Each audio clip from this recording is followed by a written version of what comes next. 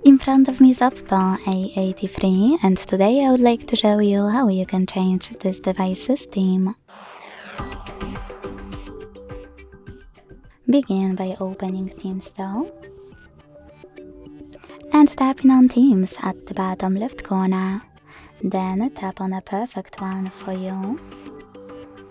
Select Download and hit Apply when it's ready. Then wait. As you can see, after that, theme of my device has changed.